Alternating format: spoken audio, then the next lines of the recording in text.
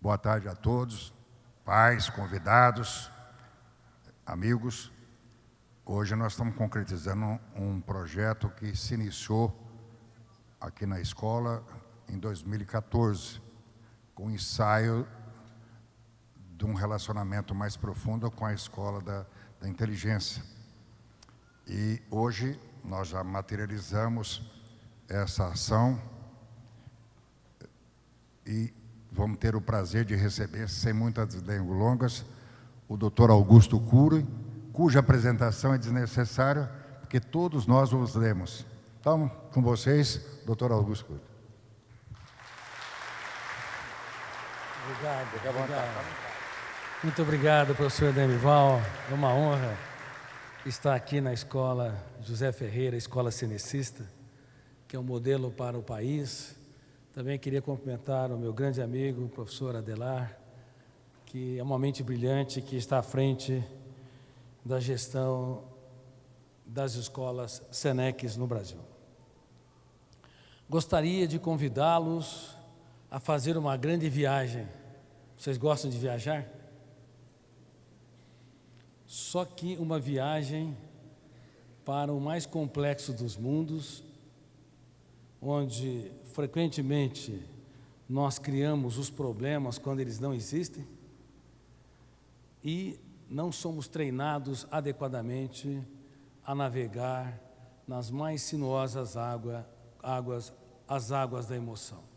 Vamos falar sobre a escola da inteligência, a educação socioemocional e vamos falar também sobre a mente humana.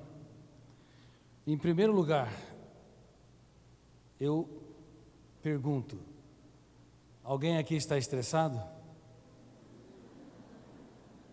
Se estiver, você é normal. Infelizmente, a espécie humana, ela tomou o caminho errado. Nós somos a única espécie que pensa e tem consciência que pensa, em meio a mais de 10 milhões de espécies, mas estamos numa fase de falência psíquica, falência emocional. Para vocês terem uma ideia, 50% das pessoas, de acordo com a Universidade de Michigan, ou seja, uma em cada 2 pessoas, cedo ou tarde, desenvolverá um transtorno psiquiátrico. Por favor, olhe para quem está do seu lado. Se não for você, vai ser ela.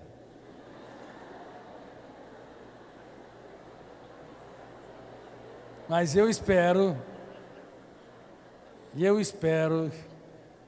que nenhum de vocês, e nem muito menos os seus filhos, que agora frequentarão o programa Escola da Inteligência, desenvolvam transtornos psíquicos, se utilizarem bem as ferramentas que nós trabalhamos. 80% dos jovens estão apresentando sintomas de timidez e insegurança, e mais de 90% deles estão apresentando sintomas de ansiedade e também sintomas psicossomáticos. Nós temos de nos perguntar, por que estamos diante da geração que mais tem oportunidade de viver o prazer, porque nunca a indústria do lazer foi tão poderosa, ela é 100 vezes mais poderosa, pelo menos, que a indústria do lazer dos romanos, que tinha o Coliseu como seu ápice, independente das atrocidades cometidas naquela arena. Mas, infelizmente, nós estamos diante da geração mais triste de todos os tempos. 1 bilhão e 400 milhões de pessoas, cedo ou tarde, desenvolverão um transtorno depressivo ou o último estágio da dor humana. E a minoria, provavelmente nem 1% deve se tratar, e a minoria da minoria terá a felicidade de encontrar um bom profissional de saúde mental, um psiquiatra clínico e um psicólogo clínico, que não apenas, no caso dos psiquiatras, vão prescrever medicamentos, mas, em destaque, vai treinar o eu do paciente para ser autor da própria história. Portanto, estamos adoecendo coletivamente e quase nada estamos fazendo preventivamente. E o programa Escola da Inteligência objetiva, entre as mais importantes teses, objetiva a prevenção de transtornos emocionais, depressão, fobias, ansiedades, transtornos alimentares como bulimia, anorexia, vigorexia e assim por diante. Mas não apenas isso, o programa Escola da Inteligência também objetiva o desenvolvimento das relações interpessoais. Vocês convivem bem com seus filhos? Constroem pontes adequadas com seu parceiro ou parceira? E como é que está a relação com os seus colegas de trabalho? Isso é muito importante. Infelizmente, nunca as relações também estiveram tão doentes. Nunca o ser humano teve tanta labilidade emocional. Pequenos problemas têm um impacto muito grande. Não sabe lidar com contrariedades, perdas e frustrações. Poderiam repetir comigo essa tese? Ninguém muda ninguém.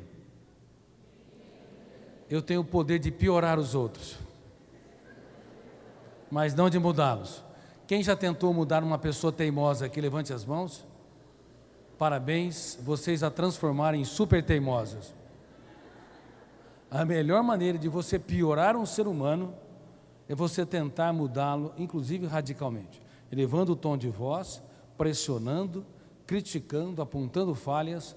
Todas as vezes que nós atuamos dessa maneira, nós estimulamos um fenômeno inconsciente que nós não sabíamos que existia, chamado fenômeno RAM, registro automático da memória. Poderiam repetir? Registro. Esse fenômeno arquiva tudo o que você quer, em destaque o que você não quer. Se você detesta alguém, sinto muito, ele vai dormir com você e vai perturbar o seu sono e estragar o seu apetite. Todas as ferramentas que nós, seres humanos, utilizamos ao longo da história para resolver os nossos problemas sociais e interpessoais, na verdade, pioraram esses problemas. Exclusão, negação, rejeição, ódio, raiva, sentimento de vingança. Essas ferramentas que nós utilizamos estimulam o fenômeno RAM a arquivar experiências traumáticas que eu chamo de janela killer. Então, se alguém o ofendeu, se alguém o caluniou, o injuriou, e se você quiser bani-lo do teatro da sua vida, na verdade ele vai ser arquivado no centro da memória como janela killer, e a janela killer ou traumática tem o poder de encarcerar o eu, estimulando-nos a ler e reler continuamente aquela janela, fazendo com que o personagem que nós queremos banir da nossa história se torne o ator principal do teatro da nossa mente. E nós não sabíamos disso, porque teorias brilhantes como a de Freud, a de Piaget, de Vygotsky, Arthur Schopenhauer, Kant, Hegel, Sartre, Merleau-Ponty e tantas outras não contemplaram, não estudaram essa área. Eles desenvolveram conhecimento importante para a evolução da personalidade, para o processo de aprendizado, para as relações sociopolíticas, mas não tiveram oportunidade de estudar a última fronteira da ciência, o mundo onde nascem os pensamentos, onde o eu se forma como gestor da mente humana. Por isso que não sabíamos que o banimento dos estímulos estressantes, na verdade, faz com que eles se sedimentam, levando-nos ao encarceramento psíquico. Com isso eu quero lhes dizer que o tempo da escravidão não terminou, mudou de endereço, como uma matéria que eu fiz, que deve sair na Veja São Paulo. Os escravos do passado eram algemados por ferramentas, correntes de ferro. Hoje nós temos escravos do território da emoção, algemados por arquivos que controlam de dentro para fora a nossa maneira de ser, pensar, se reinventar e superar-se. Portanto, queridos amigos, para construir relações interpessoais saudáveis, e a juventude mundial, ela está com um déficit enorme nessa área, não sabe lidar com perdas, contrariedades, dificuldades, crises, rejeições, sentimento de inferioridade, não sabe lidar sequer com uma frustração numa prova, quando ele estuda de maneira adequada, ou com uma humilhação pública, ou um desafio interpessoal, enfim, Os jovens na atualidade, crianças e adolescentes, estão despreparados para serem seres humanos adultos numa sociedade altamente complexa e exigente. Por isso que nós estamos assistindo, e os executivos estão percebendo isso, que há profissionais com 30 anos de idade, mas com uma idade emocional de 15 anos. Você não pode tocar neles. Há pessoas que não assumem sua responsabilidade. Tem 40 anos de idade. Tudo vai bem quando o céu é de brigadeiro. Mas quando mudam as variáveis, diante de uma crise, uma necessidade cabal de uma entrega, de se reinventar para se adaptar aos novos problemas, essas pessoas não conseguem simplesmente dar o melhor de si. Elas querem que o mundo gravite na sua órbita, mas elas não dão o melhor do seu potencial para construir respostas inteligentes nas situações estressantes. Por isso os executivos estão com dificuldades de formar líderes, porque os líderes não têm minimamente resiliência, capacidade de reinvenção, capacidade de superação dos cárceres interiores, capacidade de fazer da vida um oásis, mesmo quando o mundo desaba sobre si. O programa Escola da Inteligência, como contempla todos os aspectos da inteligência socioemocional, também não apenas atua prevenindo transtornos emocionais, como lhes disse, e desenvolvimento das relações interpessoais, mas também as funções não cognitivas mais importantes. Antes de falar das funções não cognitivas, deixe-me falar das funções cognitivas. Quais são? Quais são as funções cognitivas mais importantes? Memória, raciocínio, pensamento, a percepção. E as não cognitivas, que alicerçará a formação de mentes brilhantes ou mentes opacas, emoção saudável ou emoção doente. Pessoas que criam ou que abortam a sua criatividade. Seres humanos que transformam o caos em oportunidade criativa ou diante do caos, das crises, recolhe-se dentro de si mesmo e se tornam estéreis, não produzem reações inteligentes. As funções não cognitivas são fundamentais para um ser humano ser autor da sua própria história, e elas, a partir de 4 anos de idade, são trabalhadas no programa Escola da Inteligência, que talvez seja o primeiro programa mundial nesse aspecto. É por isso que talvez há tantos países procurando-nos para desenvolver os projetos lá. Da Alemanha, Estados Unidos, China e assim por diante. Quais são as funções não cognitivas mais importantes que nós consideramos? Número 1, pensar antes de reagir. Uma pessoa é tanto mais madura, não quanto mais reage, não quanto mais agride, não quanto mais é impulsiva, mas quanto mais pensa antes de reagir, quanto mais faz a oração dos sábios. Ou seja, diante das situações estressantes, ao invés de dar uma resposta impensada, ela se recolhe e se torna fiel à sua consciência. Quem não é fiel à sua consciência tem uma dívida impagável consigo mesmo. Toda vez que você estiver diante dos seus filhos, dos seus colegas de trabalho, dos seus alunos, do seu parceiro, você tem de desenvolver essa função não cognitiva.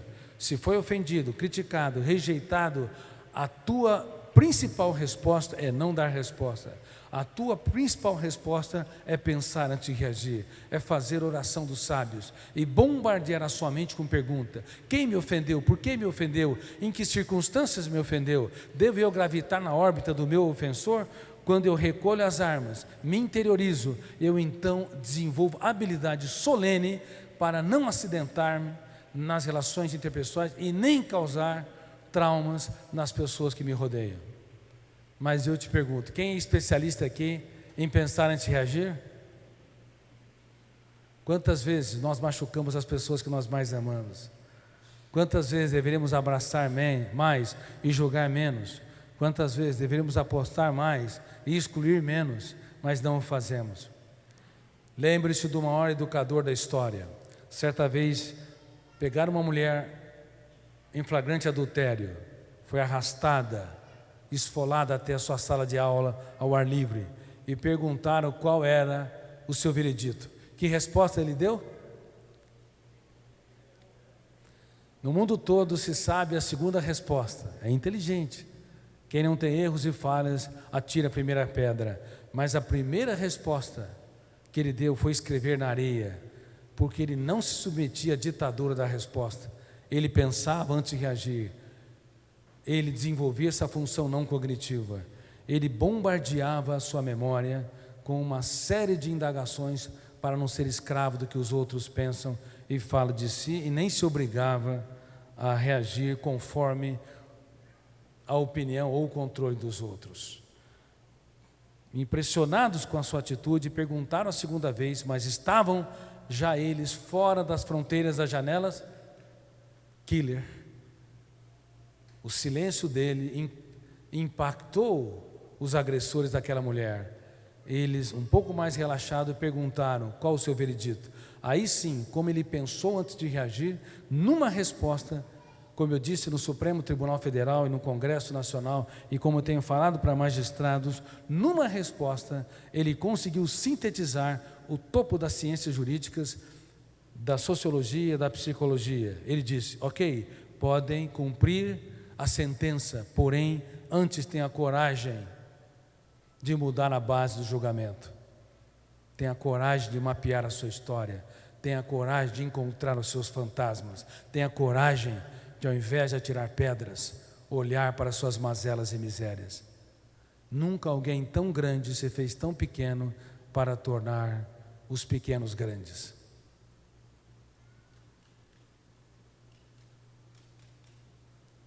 E nós atiramos pedras? Até profissionais de saúde mental, quando estão no foco de atenção, não são capazes de gerenciar sua ansiedade para dar respostas inteligentes nas situações estressantes. Na sociedade moderna, nós reagimos por uma função não cognitiva, doente, chamada estímulo-resposta. Fenômeno bateu, levou. Eu reajo sem controle mínimo diante de um foco de tensão. Quantos professores no mundo todo, quando vê um aluno tenso, agressivo, com conversas paralelas, ao invés de mudar a política educacional, ao invés de apontar falha e levar o seu aluno para dentro de uma janela killer, porque entendam bem, dois fenômenos entram em cena antes que o eu atue. O eu é o líder para produzir pensamentos conscientes. Eu produzo ideias, pensamentos, reações de acordo com minha vontade consciente. Eu estou lendo minha memória em milésimos de segundos e construindo cadeias de pensamentos e transmitindo segundo a direção do eu, como gestor da mente humana. O eu, então, é o agente consciente. Mas não apenas o eu produz pensamentos. Há dois fenômenos que em milésimos de segundos atuam: gatilho e janela da memória. Por exemplo, quando uma pessoa tem claustrofobia, o eu dela se programa. Eu não vou ter medo quando entrar dentro de um elevador, porque o elevador é o meio de transporte, um dos mais seguros que existe. Ela entra no elevador, quando está lá, a mínima trepidação do elevador, detona o gatilho, primeiro fenômeno, inconsciente, abre uma janela killer, segundo fenômeno, o volume de tensão da janela traumática bloqueia milhares de arquivos, milhares de janelas com milhões de dados, o eu não tem acesso num segundo momento, no segundo ato do teatro mental. Naquele momento se fechou o circuito da memória e aquela pessoa tão inteligente reage como menino no sol do meio-dia. É o mesmo fenômeno que ocorria com aqueles homens quando queriam eliminar aquela mulher. Eles viram um adultério, detonou um gatilho, abriu uma janela killer, sequestrou a liberdade criativa, e só quando o maior educador da história falou: quem não tem erros e falhas, atire a primeira pedra. Eles saíram da fronteira da janela killer, mapearam a sua mazela, suas mazelas e misérias, e aí sim pensaram antes de reagir, mas iam detonar o julgamento, iam destruí-la, provavelmente destruí-lo, e consequentemente causar atrocidades. E esse fenômeno ocorre em todo o mundo, a cada momento em nossa história. Nós fechamos o circuito, detona-se o gatilho, abre uma janela killer, fechamos o circuito, e o nosso eu deixa de ser autor da própria história. Somos vítimas dos nossos traumas, das nossas fobias, da nossa arrogância, da nossa impulsividade. Por isso, reitero, até profissionais como de saúde mental, médicos, magistrados, advogados, brilhantes educadores, podem cometer atrocidades no microcosmo da sala de casa e professores no microcosmo da sala de aula. Por isso, ao invés de apontar a falha de alguém, nós estamos suplicando em mais de 70 países que nós mudemos a política educacional. Uma pessoa complexa e difícil, se você apontar falha, ela vai ficar mais agressiva, mais tensa, ela vai se fechar. O circuito da memória vai se fechar, o eu dela vai deixar de ser homo sapiens naquele momento e se tornará homo bios, instintivo, animal. Então, a melhor política educacional dentro da psicologia, da escola da inteligência, é você exaltar quem erra, valorizar a primeira pessoa. Você tem capacidade, você é inteligente, eu aposto em você, você pode corrigir o seu erro, você pode reinventar a sua história, você pode reescrever os capítulos mais importantes. Quando você dá a chance, então é muito mais fácil ela dar um salto. Quando não é possível, obviamente, você tem que tomar as atitudes adequadas. Mas há um potencial enorme dentro de cada ser humano que nós devemos trabalhar. E se a pessoa tiver um eu minimamente maduro para reescrever a sua história, ela tem grande chance de dar um salto sem precedente. É por isso que depois de 2 a 3 meses, quando se aplica o programa Escola da Inteligência, as crianças começam a falar para os seus pais: papai, você perdeu o autocontrole. Porque elas começam a entender que nos focos de tensão é muito importante pensar antes de reagir. Primeira função não cognitiva. Segunda função, é muito importante o eu administrar os pensamentos. Terceira função não cognitiva, é fundamental o eu proteger a emoção para causar menos acidente e para prevenir transtornos emocionais. É muito importante também outra função não cognitiva, expor e não impor as ideias. Expor de maneira clara, mas nunca elevar o tom de voz, pressionar, caluniar, intimidar. Muitos pais intimidam seus filhos. Quando eles erram, eles querem corrigir comportamentos e não corrigir a capacidade de pensar. Um crime educacional. Por isso, grande parte dos pais estão perdendo os seus filhos na atualidade. Sejam sinceros, eu quero falar de maneira aberta com vocês. Quem sente que às vezes perde o controle na relação com seus filhos? É difícil educá-los. Levante as mãos. Seja honesto. Praticamente todos. Não é fácil educar na atualidade. As crianças de 7 anos de idade têm mais informações do que o imperador tinha no auge de Roma. Mais informações. Num dia, uma criança registra na internet, televisão, games, celulares, mais informações do que o imperador romano registrava em um mês, dominando o mundo. E esse excesso de informações, mais o excesso de atividade, mais o excesso de uso celular, mais o excesso de TV e assim por diante, estimula não apenas o gatilho da memória e a janela da memória antes do eu, mas estimula um outro fenômeno que nós não sabíamos que existia, porque, como eu disse, os brilhantes teóricos não haviam estudado o processo de construção de pensamentos, essa última fronteira da ciência, e o eu como gestor da mente humana. Não sabia que havia um copiloto do eu na aeronave mental chamado alto fluxo, que lê a memória milhares de vezes sem autorização do próprio eu. Vocês nunca pararam para pensar como a nossa mente é altamente complexa? Nós não interrompemos a construção de pensamentos? Até a interrupção já é um pensamento, é a consciência da interrupção. Nunca ficaram perplexos que nós criamos personagens, ambientes, circunstâncias, que fazemos o velório antes do tempo? Velamos os problemas ou ruminamos o passado? Nunca ficaram atônitos que quando você dorme, você de fato teu corpo dormiu, mas a tua mente não dormiu? Quantos personagens, ambientes, circunstâncias, nos sonhos nós construímos? E quem constrói? Não é numa direção lógica e consciente. O eu não está presente de maneira diretiva, crítica. Quem constrói o fenômeno do alto fluxo, que lê a memória milhares de vezes e tem uma capacidade plástica, uma liberdade criativa sem precedente. O Homo sapiens é um ser muito mais complexo do que Freud imaginava. Jung, Adler, Roger. Quando nós não temos problemas, nós os criamos. Quando não tem nada nos perturbando, nós criamos as nossas próprias turbulências. Os maiores inimigos não estão fora de nós, estão dentro de nós. Vamos provar? Quem sofre por antecipação? Levante as mãos aqui. Eu tinha que perguntar quem não sofre por antecipação. Por que nós sofremos por antecipação? Porque na frente do eu, o alto fluxo vai lendo os arquivos e se ancora nas janelas traumáticas e ali desenvolve uma série de construções altamente sofisticadas. Queridos amigos, nós podemos e devemos ser gestores da nossa mente, que é uma função cognitiva vital para ter saúde emocional, para ter uma mente brilhante, criativa, produtiva e proativa.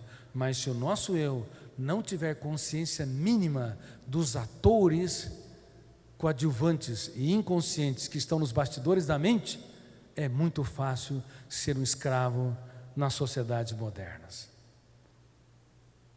É por isso, como eu disse, que 80% das crianças estão apresentando sintomas de timidez e insegurança na era da democracia. Parece que eles são tão soltos quando estão diante dos pais, reivindicam, falam, são autoritários, mas quando você os coloca numa situação nova, eles se calam. Quando você pede para eles ligarem para alguém que não conhece, trava a inteligência. Quando você pede proatividade, falta coragem e empreendedorismo.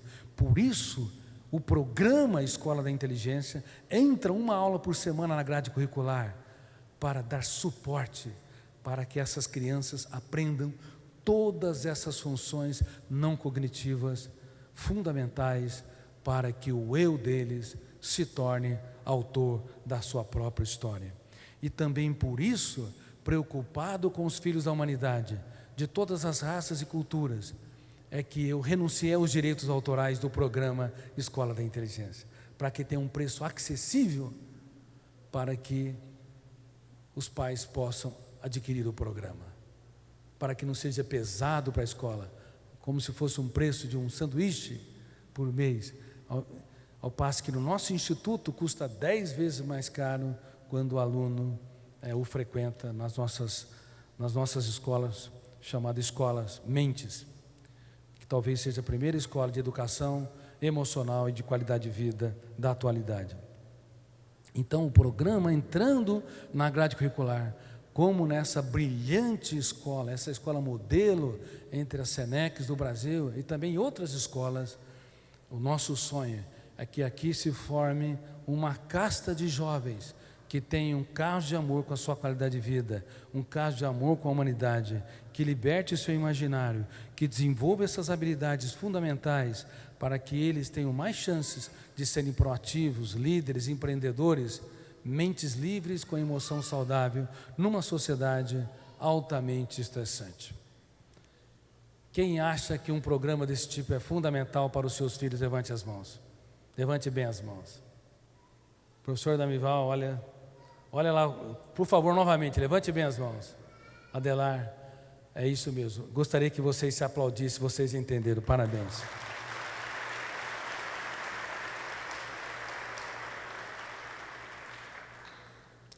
Nós estamos muito preocupados com o movimento da construção de pensamentos na atualidade.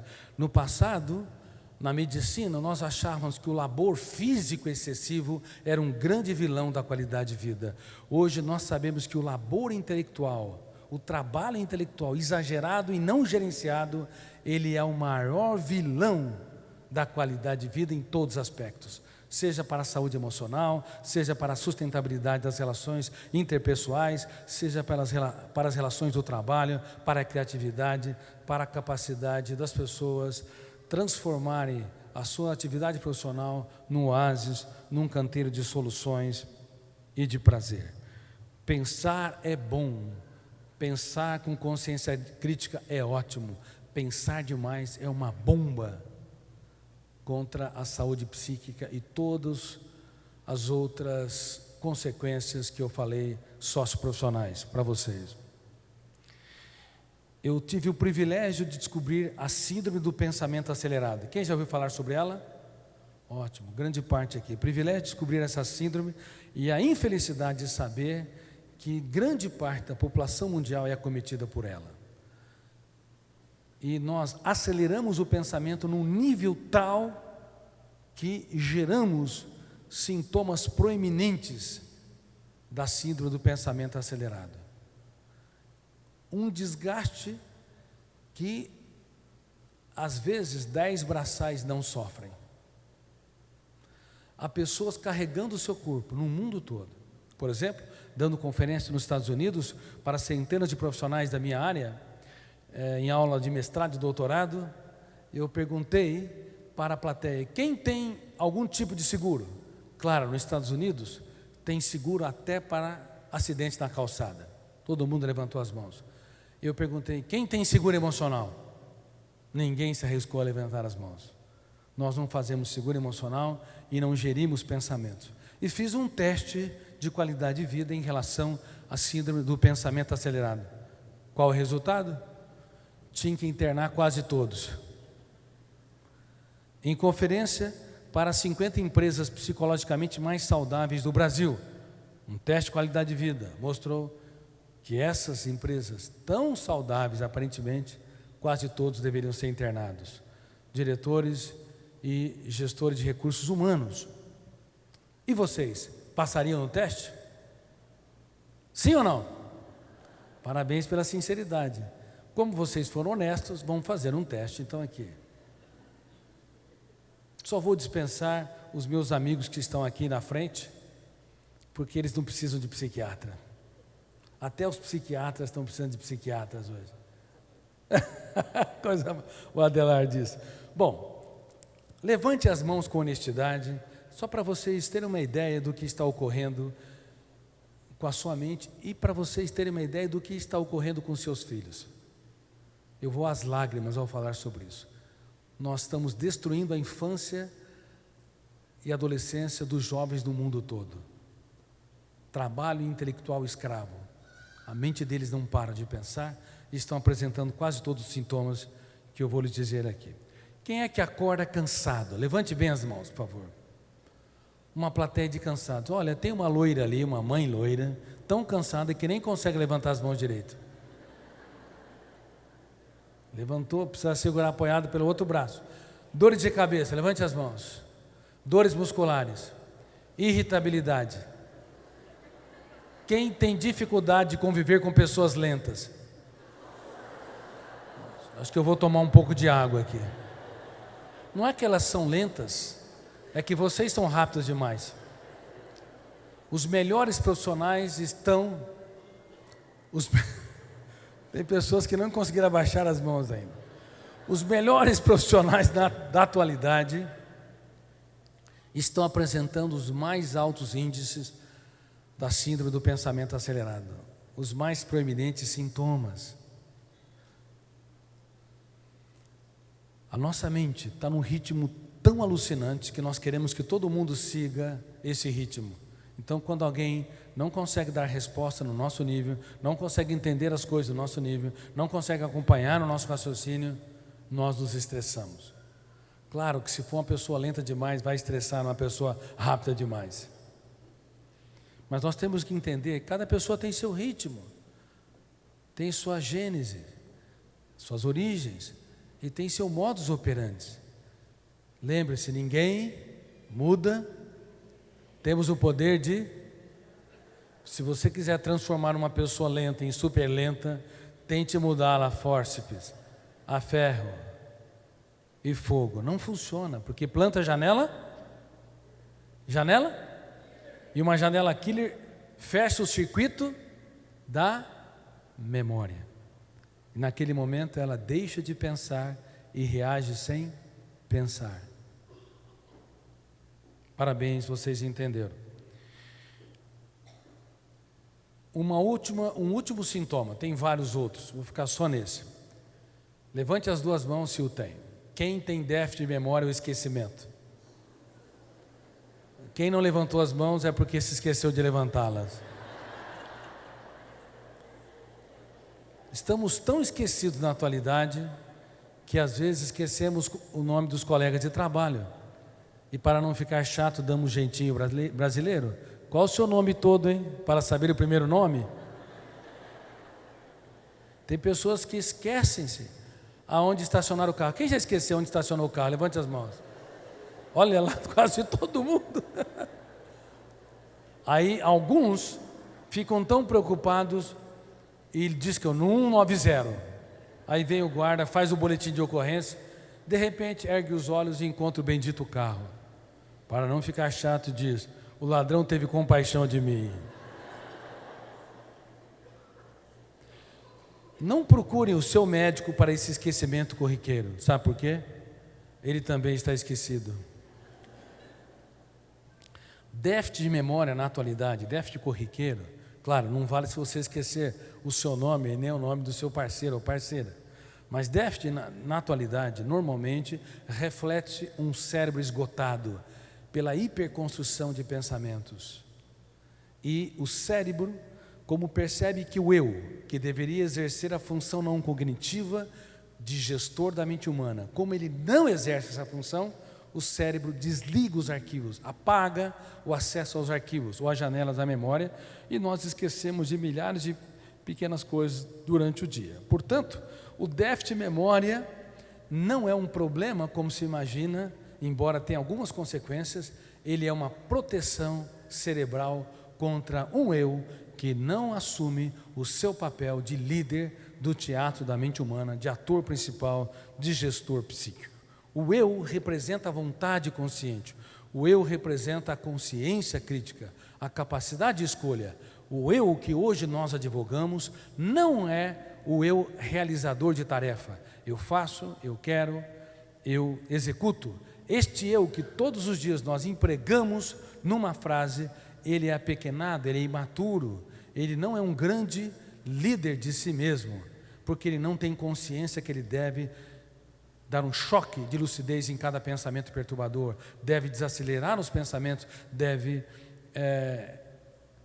contrapor-se, impugnar-se contra as fantasias, contra as preocupações, ele deve proteger a emoção. Esse eu, como não tem essa consciência mínima, ele se torna, como eu disse, um executor de tarefas. Ele dirige o carro, mas não entende nada do motor. Se tiver algum probleminha, ele não consegue entender. Eu estou usando a metáfora do carro. Ele dirige a mente, mas não entende nada dos seus traumas, dos problemas, dos seus conflitos. Ele nem sabe, por exemplo, que devemos dar um choque de lucidez em cada experiência fobia. Ou seja, devemos conversar com os nossos fantasmas. Certa vez, dando conferência na Romênia, para meus leitores e para plateias diversas também, como médicos, professores, e lá inclusive eles estavam aplicando pais brilhantes, professores fascinantes nas escolas, fazendo até teatro, de uma metáfora que eu falo no final do livro. A Romênia tem a Transilvânia. Na Transilvânia tem o quê? A lenda do Drácula. Não há vampiros fora de nós. Há pessoas que nos perturbam, nos machucam, mas há vampiros dentro de nós. Ou seja, toda vez que nós sofremos por antecipação, nós vampirizamos a nossa alegria, nosso prazer. Toda vez que ruminamos o passado e desenvolvemos sentimento de culpa, raiva, vingança, nós vampirizamos a nossa tranquilidade. Todas as vezes que nós nos tornamos máquinas de trabalhar e não contemplamos o belo, não fazemos das pequenas coisas um espetáculo aos olhos, nós vampirizamos o prazer de viver. Há muitos fantasmas que o Homo sapiens cria ao longo da sua trajetória. E é quase que surpreendente que nós não fazemos a higiene mental, nós não conversamos, não desenvolvemos um autodiálogo com esses fantasmas, com essas fobias, com esses traumas, com esses conflitos. E deveríamos fazer. E nós estamos ensinando as crianças, os seus filhos, os seus alunos. Por isso que eu creio que vai começar a ocorrer algo aqui nessa escola. Muitos pais vão trazer filhos de outras escolas para cá, porque aqui, um dia, 2 dias, uma semana, um mês que se tem escola de inteligência, pode se dar ferramentas fundamentais que mudam uma história de vida, que pode inclusive prevenir suicídios. Vocês nem imaginam o que acontece quando as crianças entendem minimamente essas ferramentas. Por exemplo, os seus filhos vão aprender a técnica do DCD. Repitam comigo: duvidar, criticar e determinar. A dúvida é o princípio da sabedoria na filosofia. A crítica é o princípio da sabedoria na psicologia. E a determinação estratégica é o princípio da sabedoria na área de recursos humanos. Todos os dias, uma criança, um adolescente, um adulto, ou alguém da melhor idade ou terceira idade, deveria fazer higiene mental através da técnica do DCD. Duvidar do quê? De tudo aquilo que me controla e é doente. Duvidar das falsas crenças, que eu não consigo, que eu não sou bonito, que eu não sou inteligente, que eu não consigo encantar as pessoas e não consigo me reinventar para superar os meus problemas. Quantas falsas crenças nós temos? Muitas falsas crenças. Todas as vezes que uma pessoa tem uma fobia, por exemplo, uma fobia social, medo de falar em público, é uma falsa crença. Quando ela vai começar a falar, ela tem taquicardia, porque entra numa janela killer. Ela trava a memória, porque fechou o circuito, a janela killer sequestrou o eu. Ela não consegue fluir o raciocínio, desenvolver debate de ideias, segurança, capacidade de pensamento esquemático.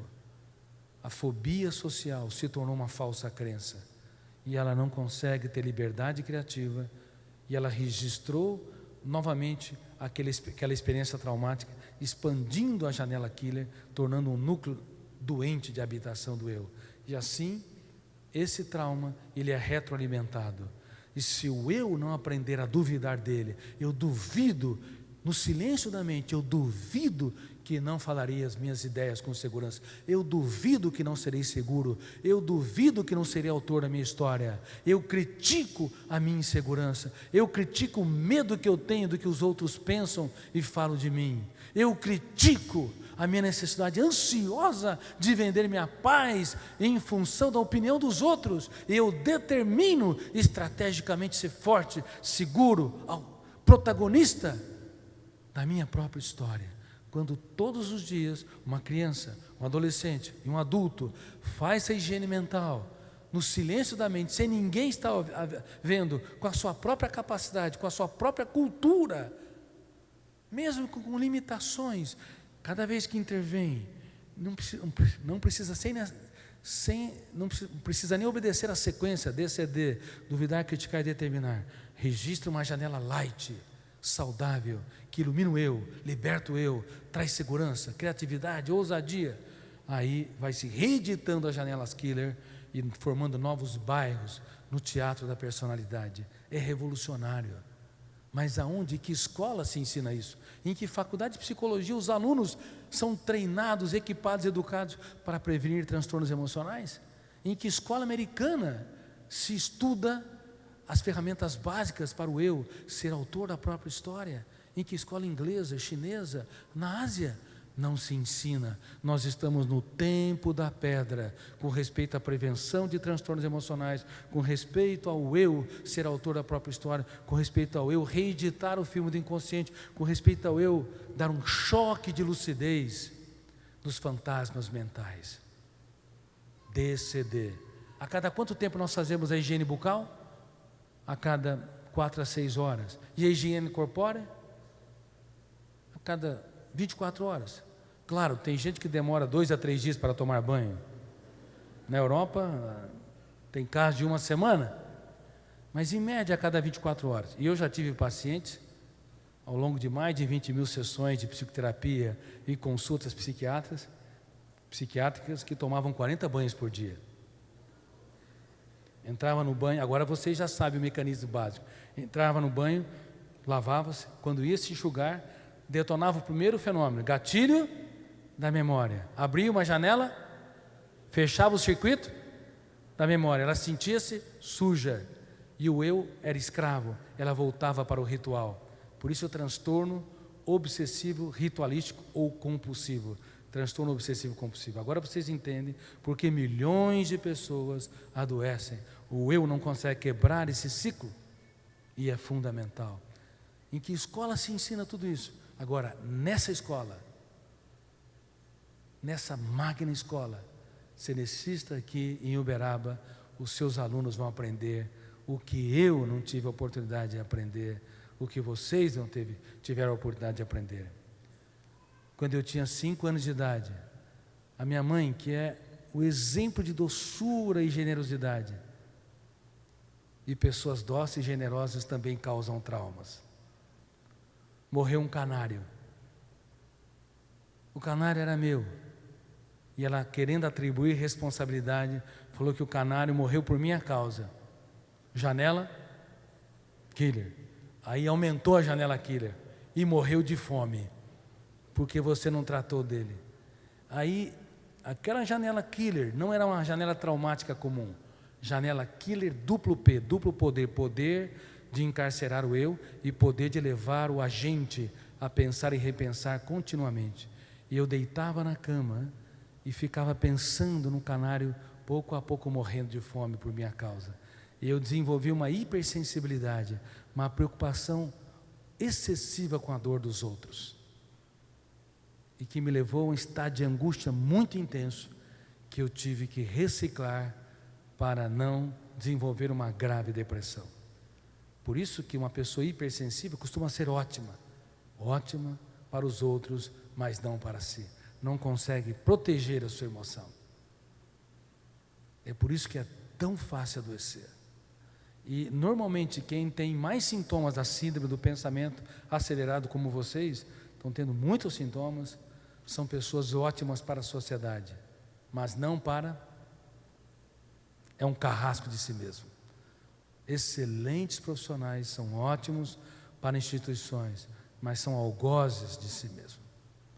Agora, crianças e adolescentes têm a oportunidade de aprender a inteligência socioemocional. Poderia repetir? Inteligência socioemocional, que é ao lado do aprendizado de matemática, química, física, biologia, geografia, notório, usando a inteligência socioemocional, dá-se um upgrade, inclusive nas funções cognitivas, no aprendizado de matemática. Nós não ensinamos matemática, mas as crianças que fazem a escola da inteligência aprendem mais matemática que a média, porque você resgata a autoestima, a autoconfiança, descaracteriza as falsas crenças.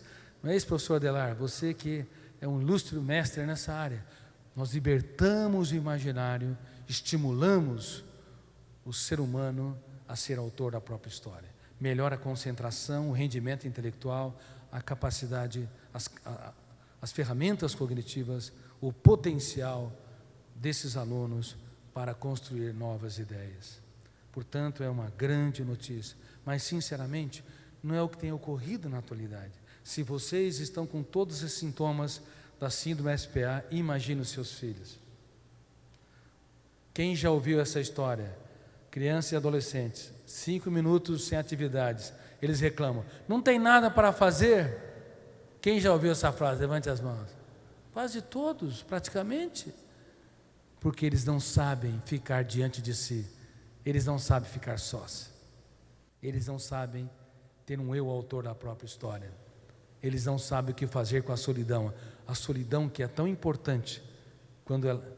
para um escritor, tão importante para um artista, para um pensador, para um executivo, para um profissional liberal, para um brilhante pai que quer corrigir rotas, a solidão criativa, que é aquele momento em que você se interioriza para produzir mais, para ir mais longe, para encontrar respostas nunca antes produzidas.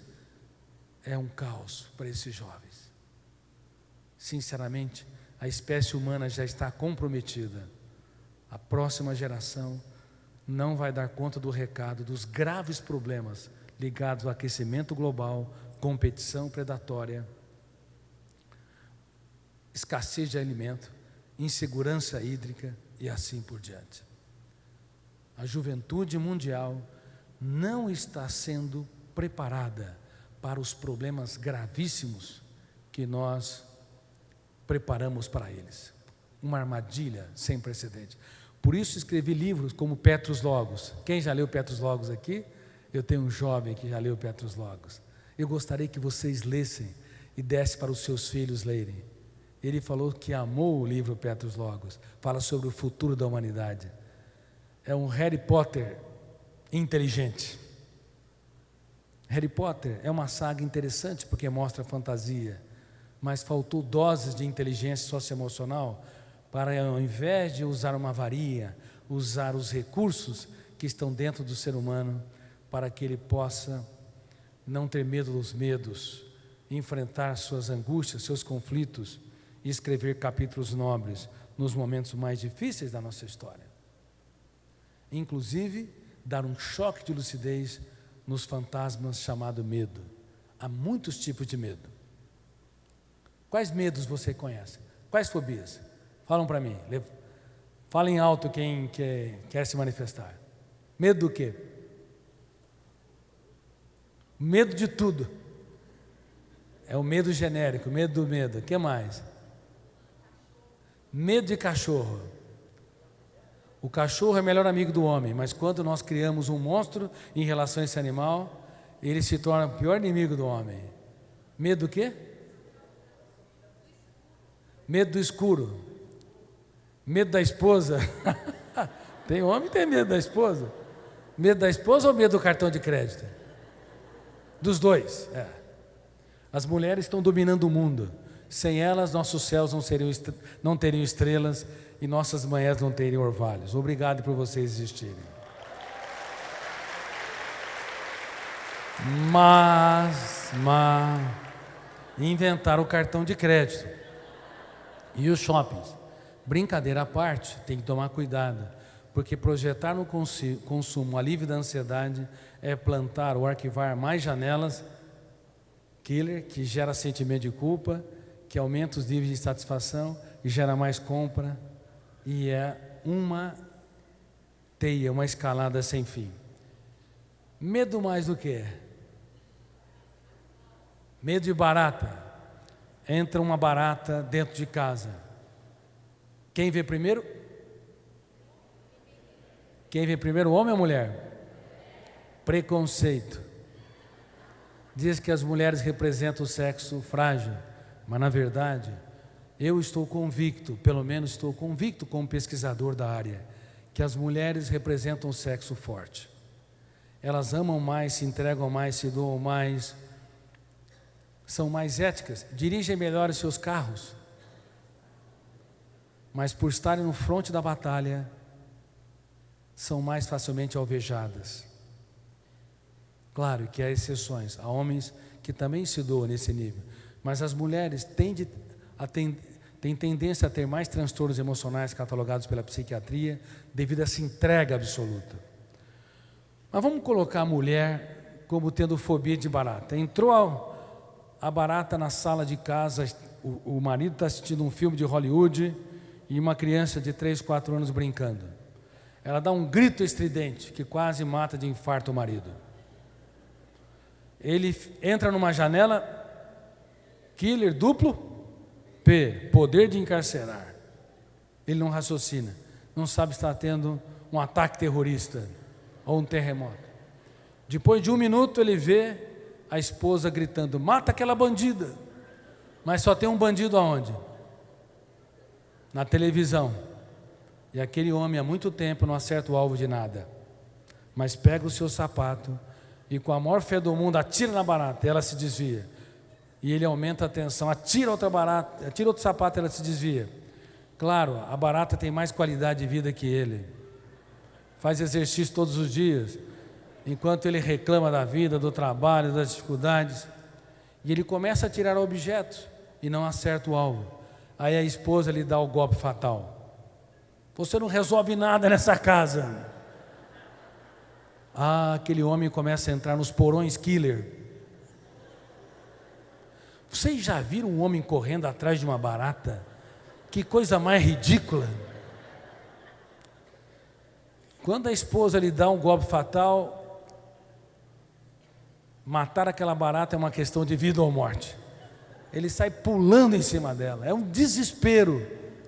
Depois de 10 minutos a barata morreu. Morreu de estresse. Cuidado, o estresse pode levar de infarto a câncer. Estamos preocupadíssimos com o alto índice de explosão de câncer.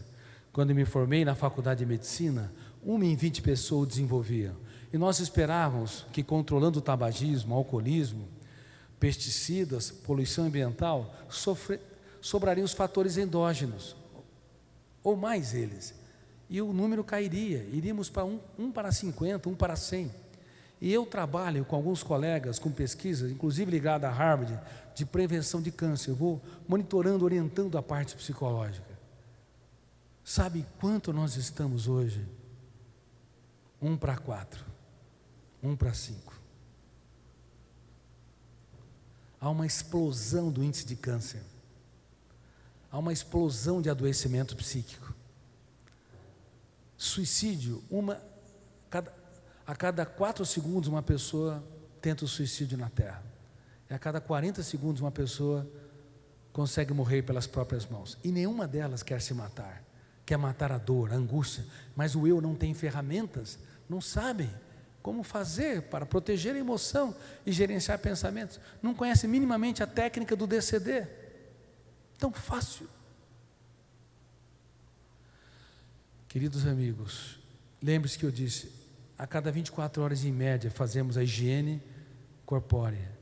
Sabe quanto tempo nós temos para fazer a higiene mental? Você produziu um pensamento perturbador, um sentimento de culpa, uma reação fóbica, no máximo 5 segundos. Senão o fenômeno RAM registra, e tudo que está registrado não pode ser deletado. Por isso nós temos que nos recolher e discordar, confrontar e impugnar. Mas não aprendemos isso. Bom, aquela barata morreu. Aí a mulher olha para o seu marido e nunca o viu tão lindo desde a época da lua de mel. Ela desce do estofado, ele meio sem jeito, recebe ela e ela lhe diz: você é meu herói. E ele fala: pode contar comigo, que eu sempre te protegerei. E dá-lhe um beijo hollywoodiano. Moral da história: e eles foram felizes para sempre, até que outra barata aparecesse no ambiente. Outro estímulo estressante de qualquer ordem, que tira o ponto de equilíbrio do casal. Vocês conhecem casais que brigam a vida toda e não se separam? Quase todos nós conhecemos.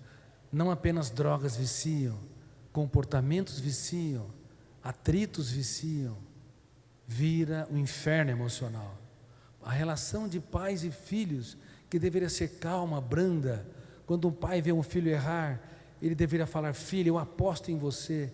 E elogiar o filho para depois criticar. Primeiro abrir a fronteira da janela killer, para depois falar da falha. E nós fazemos o contrário no mundo todo. Erramos, traumatizamos, mesmo tentando acertar. Não, os pais não fazem isso. Humilham, criticam, apontam o erro, comparam e até sentenciam: você não tem jeito. Professores também, no microcosmo da sala de aula. Bom, mas nós temos que mudar o status quo das relações interpessoais. Por isso que 80% dos casais perdem seu romance nos primeiros 10 anos. Mesmo que eles não se separaram, perderam o prelúdio, o afeto, a aposta, o carinho. Eles não dão mais risada das suas tolices, não brincam mais, levam a vida a ferro e fogo. Fazem da sua história uma fonte de atritos. Pais e filhos, parceiros e parceiras, colegas de trabalho, vivem pelo fenômeno bateu-levou, escravos da síndrome do circuito fechado da memória. Uma outra síndrome que eu descobri e que infelizmente detectei que está na base dos gravíssimos problemas da nossa espécie, seja promovendo guerras, discriminação, traumas enormes, sejam na relação interpessoal entre pais e filhos, professores e alunos e assim por diante, os microtraumas das relações tão próximas e tão cotidianas. Nós precisamos entender que o nosso eu tem de proteger a emoção e gerenciar pensamentos, mas nós não fazemos porque vivemos numa sociedade superficializante. Nós voltamos nossa mente para o mundo de fora, mas não voltamos para o mundo de dentro. Conhecemos o pequeno átomo ao imenso espaço, até planetas que nós nunca pisaremos, mas não conhecemos o planeta psíquico. Nem entendemos como reeditar as janelas da memória. Por exemplo, aquele pai que deu escândalo diante da mãe, perante uma pequena barata, arquivou naquela criança de 3, 4 anos uma imagem superdimensionada. Aquele inseto nunca mais terá alguns centímetros. A partir de agora, ele será um dinossauro. A partir de agora será um monstro. Vai gerar uma reação fóbica desproporcional. Por isso é tão fácil traumatizar. Mais do que nós imaginávamos nas décadas passadas. E não precisa, como Freud imaginava, ter traumas nos primeiros 7 anos para desenvolver doenças no futuro. Hoje estamos claros, mesmo com uma infância feliz, uma adolescência saudável, quando uma pessoa passa por crises, perdas, frustrações, pressões no trabalho e não protege a sua emoção, ela pode adoecer. Quais são as ferramentas que nós utilizamos para proteger a emoção? Número 1, não ser um agiota da emoção. Agiota da emoção é semelhante como um agiota financeiro. Um agiota financeiro empresta e cobra juros caros ou baratos? Caros. O agiota da emoção são os pais que se doam, os maridos e esposas que se doam, os professores que se doam, os irmãos que se doam, mas cobram cara a fatura. Quem cobra demais dos outros? Levante as mãos. Muita gente. Quando nós cobramos demais sem perceber, nós plantamos janelas traumáticas que dificultam o eu ser autor da própria história. Quem cobra demais de si? Levante as mãos. Os melhores profissionais cobram demais de si. Quem cobra demais de si aumenta os níveis de exigência em 3 áreas para ser feliz, realizado e relaxado. Isso é muito sério. É por isso que celebridades, pessoas que tiveram sucesso financeiro, são multimilionárias, sucesso intelectual, são doutores, pós-doutor, pessoas brilhantes, mas são miseráveis com as suas posições, miseráveis morando em palácios, miseráveis com seus títulos acadêmicos, vivem de migalhas de prazer, mesmo sendo celebridades. Uma pessoa feliz é uma pessoa que aprende a proteger a emoção. A felicidade não é um dom genético e nem privilégio de uma casta ou de pessoas abastadas. A felicidade é, em especial, um dom das pessoas que intuitivamente ou sistematicamente, como nós ensinamos no programa Escola da Inteligência, operam ferramentas notáveis. Não cobrar excessivamente de si e nem cobrar dos outros. Número 3, entender que por detrás de uma pessoa que fere, há uma pessoa ferida. Ninguém te machuca se primeiramente não for machucado. Quando você dá descontos, você pode não mudar o outro, mas você se recicla. A vida fica mais suave. Caso contrário, conviver com uma pessoa é mais estressante do que conviver com milhares de animais. Cedo ou tarde, haverá frustrações, decepções na relação com essa pessoa. Você será frustrado e você também frustrará. Não há pessoas perfeitas. Então, a tolerância é um fator fundamental para a proteção emocional. mas estamos vivendo numa era da intolerância. Crianças e adolescentes que deveriam ser tão tolerantes, eles não suportam minimamente ser chamados a atenção, não suportam um não suportam uma perda, não sabem o que fazer com as suas lágrimas. Serão adultos despreparados completamente para os desafios da vida. Uma outra ferramenta importante para proteger a emoção é saber que os fortes perdoam, os fracos excluem. E o perdão não é um ato heróico, o perdão é um ato nobre da inteligência.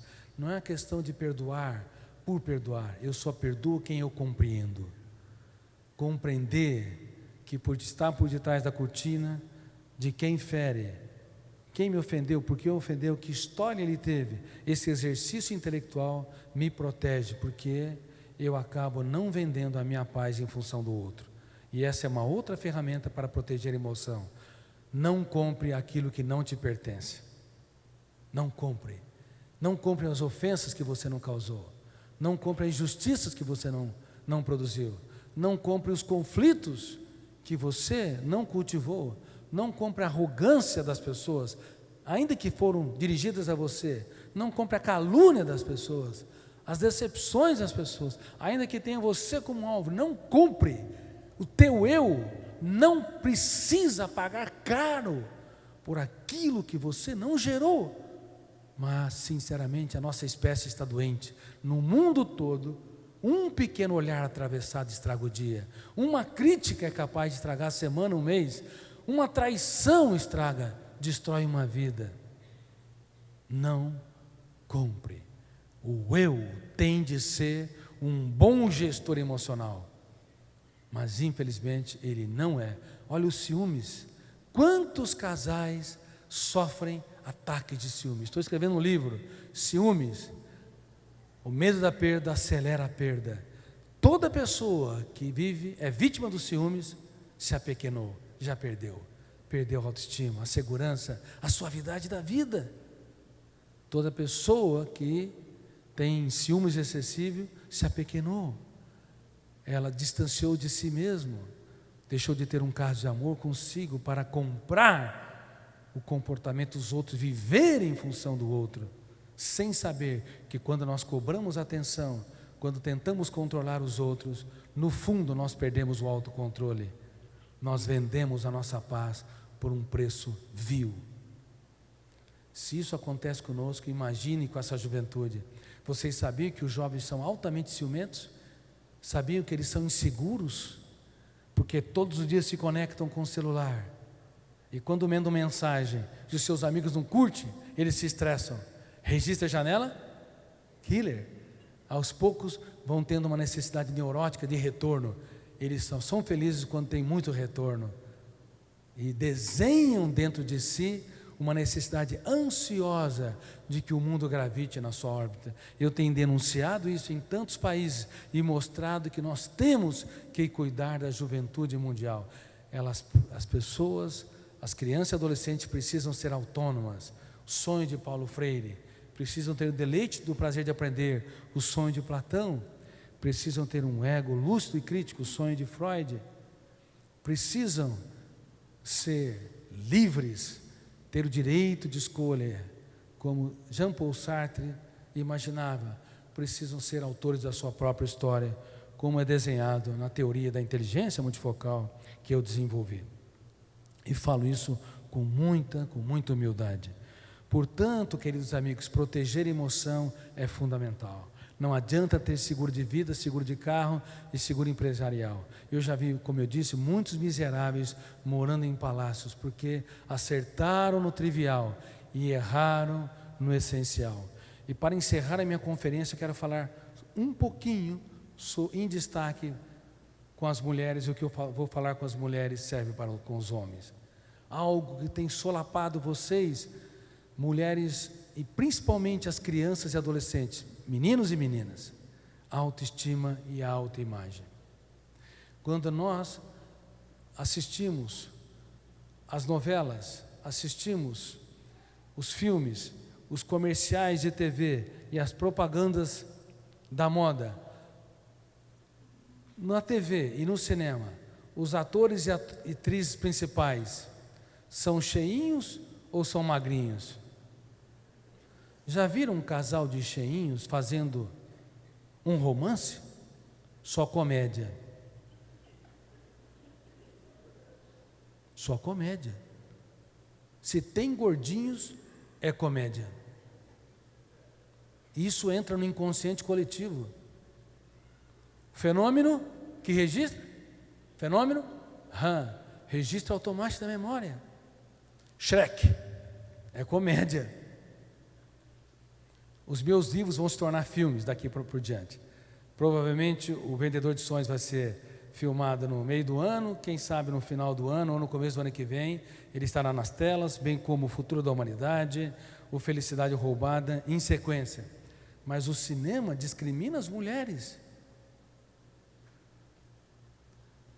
Você, quando vê alguém vendendo joias, ou vendendo um perfume, ou vendendo um celular nas revistas, são modelos magérrimos, esquálidas, desnutridas e às vezes doentes pelos padrões da medicina.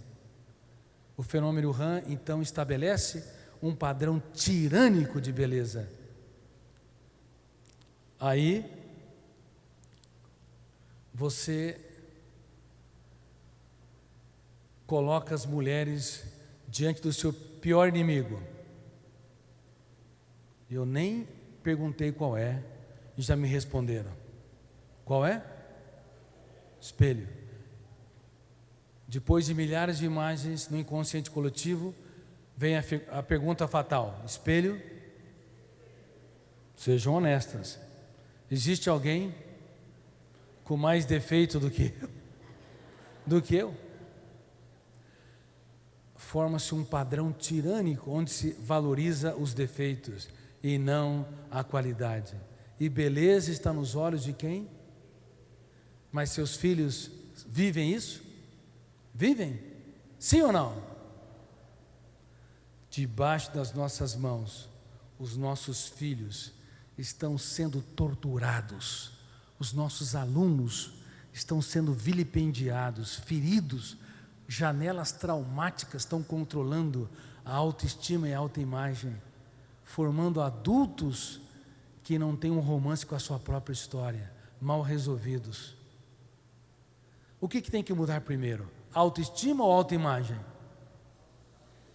Parabéns, erraram. Mas obrigado pela palavra. É a autoimagem, é a maneira como você se interpreta, é a maneira como você se posiciona, é a maneira como o teu eu se enxerga como autor da própria história, que determina a maneira como você se sente. A emoção, ela se vincula à razão. A emoção depende da interpretação. Há pessoas a vida inteira que querem ter uma autoestima, a maneira de se sentir, querem ter tranquilidade, querem se sentir belas, importantes, proativas. Elas tentam, mas chafurdam na lama do continuismo, no cárcere da rotina. Se elas todos os dias aplicarem uma das técnicas que eu disse, chamada DCD, duvidar, criticar e determinar, elas vão mudar a sua autoimagem, vão ser autoras da sua própria história e, consequentemente, mudar a base da sua autoestima. E vão entender que beleza está nos olhos de quem vê. Vocês acreditam nisso? Então, olhe para quem está do seu lado e diga: você é uma pessoa linda, maravilhosa.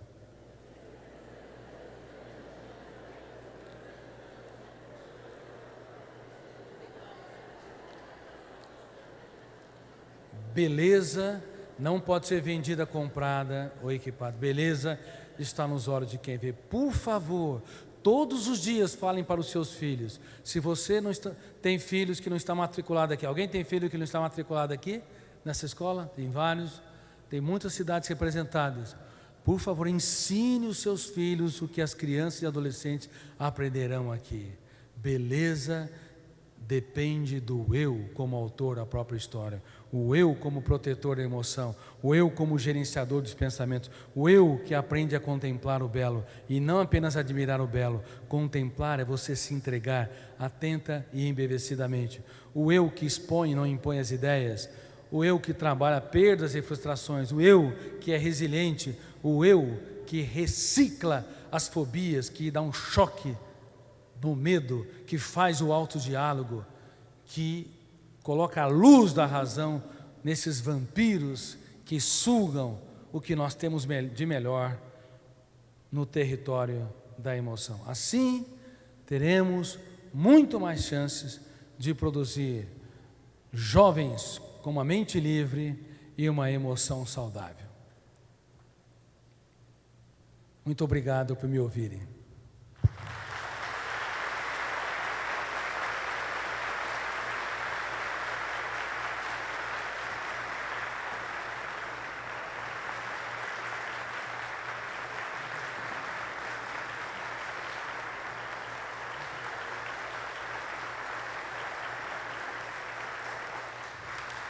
Parabéns, professor Danival, parabéns, Adelar, parabéns pelas escolas Senex, parabéns a todos os professores e profissionais dessa área, parabéns por serem apaixonados pela humanidade e acreditar que a educação é transformadora. Muito obrigado.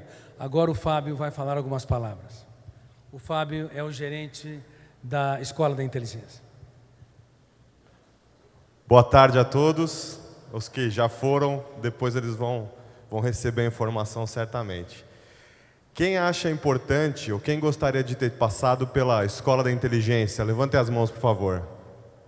Nossa, que bom. Obrigado pela oportunidade, professora Adelar, Danival, professora Mariluce. A escola é maravilhosa, estou muito orgulhoso e feliz de estar aqui. Bom, a Escola da Inteligência hoje está presente em mais de 200 escolas no Brasil todo. E o ano passado, nós iniciamos o trabalho aqui na Rede Senec com um projeto piloto. Foram algumas turmas contempladas e alguns alunos que já passaram pelo programa. Esse ano o programa está estendido a todos os alunos da escola e a partir da semana que vem ele passa a ser aplicado na grade curricular da escola. Quem acha importante para os filhos, eu tenho 2 meninas. Quem acha importante a educação socioemocional e a Escola da Inteligência? Levante as mãos, por favor. Que maravilha, que maravilha. Bom, nós falamos muito dos nossos filhos, mas eu queria dizer a vocês que a escola também está recebendo um presente. A Escola da Inteligência vai oferecer para a Escola Senec um curso para pais. Então, a partir deste ano, vocês, adquirindo o material dos filhos, receberão esse material aqui. Esse material é um curso para pais. Então, ao longo do ano, serão 7 encontros aqui na escola, promovidos e apoiados pela Escola da Inteligência, com assuntos que vão nos apoiar na educação dos nossos filhos. Eu vou só dar uma palhinha para vocês aqui. O título desse curso é Como formar filhos emocionalmente saudáveis, os líderes de hoje e amanhã. Nesse material vocês vão encontrar, vou dizer aqui só os capítulos.